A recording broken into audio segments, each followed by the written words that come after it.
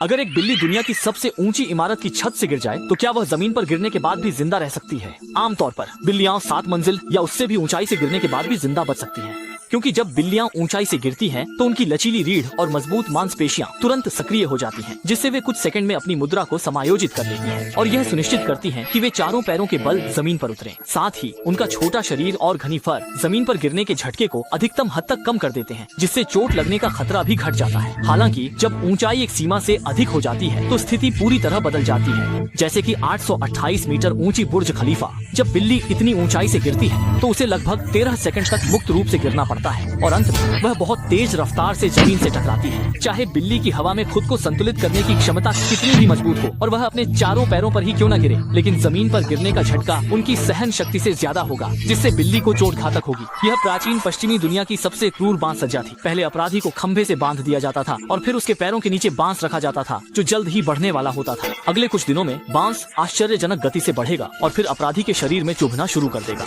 अपराधी को बांस के शरीर में घुसने की तीव्र पीड़ा सहनी पड़ती थी और उसे अपनी मौत को धीरे धीरे आंखों के सामने देखना पड़ता था। इसके अलावा एक और सज्जा थी जिसका नाम सुनते ही लोग कांप उठते थे। इसमें अपराधी को लकड़ी के ढांचे पर रखा जाता था, फिर उसके हाथ पैर रस्सियों से कसकर रोलर पर बांधते थे। इसके बाद जल्लाद रोलर घुमाता था, जिससे अपराधी के हाथ पैरों में धीरे धीरे बढ़ती खिंचाव की पीड़ा होती थी। शुरुआत में हल्की अकड़न या दर्द महसूस होता था, लेकिन जल्दी ही यह दर्द असहनीय चीखने वाली पीड़ा में बदल जाता था। मांसपेशियां और स्नायु अपनी सीमा तक खिंच जाते थे, जिससे अपराधी असहनीय कष्ट में डूब जाता था। और भी डरावनी बात यह थी कि जल्लाद रोलर की गति नियंत्रित कर सकता था, जिससे यातना कई घंटे या कई दिनों तक चल सकती थी। इस दौरान अपराधी न जी पाता था न मर पाता था। अगर आप बैरेट स्नाइपर राइफल से एक सपाट तल्ले की कड़ाही को निशाना बनाते हैं तो गोली उसे आसानी से भेद देगी, लेकिन अगर हम 10 सपाट तले की कड़ाहियों को एक कतार में लगा दें और फिर से ट्रिगर दबाएं तो आपको लग सकता है कि गोली सभी कड़ाहियों को आसानी से पार कर जाए, लेकिन हकीकत में ऐसा नहीं होता। ध्यान देने वाली बात यह है कि जब गोली कड़ाही से टकराती है तो उसकी गतिज ऊर्जा गायब नहीं होती, बल्कि वह कड़ाही के विकृति और ऊष्मा में बदल जाती है। जैसे जैसे कड़ाहियों की संख्या बढ़ती है, गोली को हर परत को भेदने के लिए और अधिक ऊर्जा खर्च करनी पड़ती है और लगभग तीसरी कड़ाही तक पहुंचते पहुंचते गोली आगे बढ़ने में असमर्थ हो जाती है। तो अगर हम एक एंटी राइड शील्ड पर गोली चलाएं तो नतीजा क्या होगा? दुर्भाग्यवश एंटी राइड शील्ड वह अटूट चीज नहीं है जैसा हम सोचते हैं। यह आमतौर पर हल्के प्लास्टिक से बनी होती है और अक्सर कम गति से फेंकी वस्तुएं व विस्फोट तरंगे रोकने में इस्तेमाल होती है। तेज गति की गोली के सामने एंटी राइड शील्ड बेबस नजर आती है। एंटी राइड शील्ड इसे रोकना मुश्किल है, छेद भी हो सकती है या टूट सकती है।